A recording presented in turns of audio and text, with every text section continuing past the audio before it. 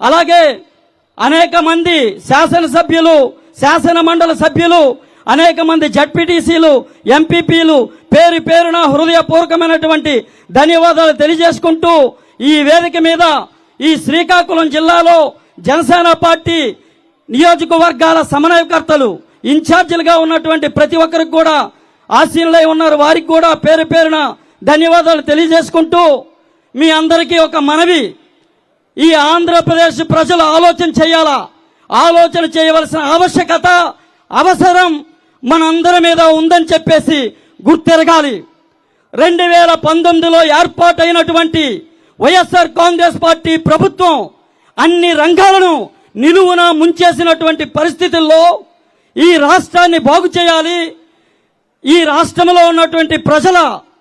సురక్షితమైనటువంటి పాలన ప్రజలకు అందించాలనే ఒక మహా సంకల్పాన్ని సిద్ధించినటువంటి మహానాయకుడు ఈ ఆంధ్రప్రదేశ్లోనే కాదు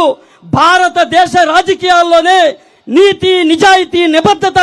కలిగినటువంటి ఏకైక నాయకుడిగా ఉన్నటువంటి శ్రీ కొణిదెల పవన్ కళ్యాణ్ గారు తీసుకున్నటువంటి నిర్ణయాన్ని మేమందరం కూడా శిరస వహిస్తూ ఏదైతే జనసేన టీడీపీ ఉమ్మడి ప్రభుత్వంతోనే ఈ ప్రజల జీవిత